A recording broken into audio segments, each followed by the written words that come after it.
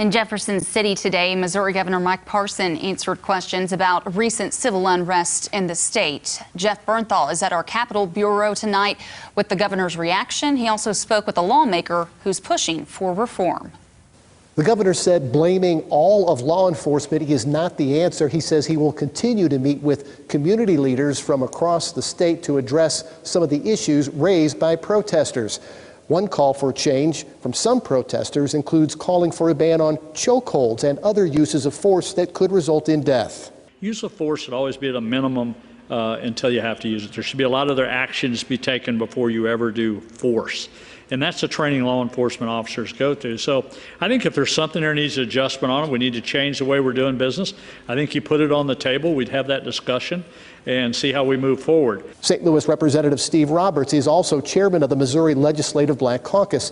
He's also calling for a ban on law enforcement use of chokeholds and for the governor to veto Senate Bill 600, a crime bill that includes a host of measures, including tougher sentencing for some criminals. Maybe they want the sentence to run concurrently or consecutively.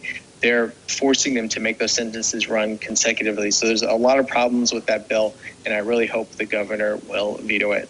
I asked the governor if he was ready to make a decision on whether he will veto Senate Bill 600. Some say it would lead to the need for more prisons.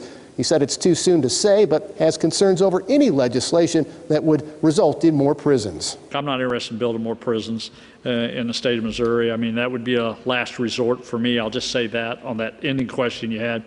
Look, we got to figure out alternative ways to get people back to work, to get them in society, and figure out how we can sustain that. On the COVID-19 front, the governor said he will release more details on Thursday about phase 2 of Missouri's recovery plan. He says the state has met all of its goals and he is ready to move forward. One of those big goals was expanding testing. Reporting from our Capitol Bureau in Jefferson City, I'm Jeff Bernthal.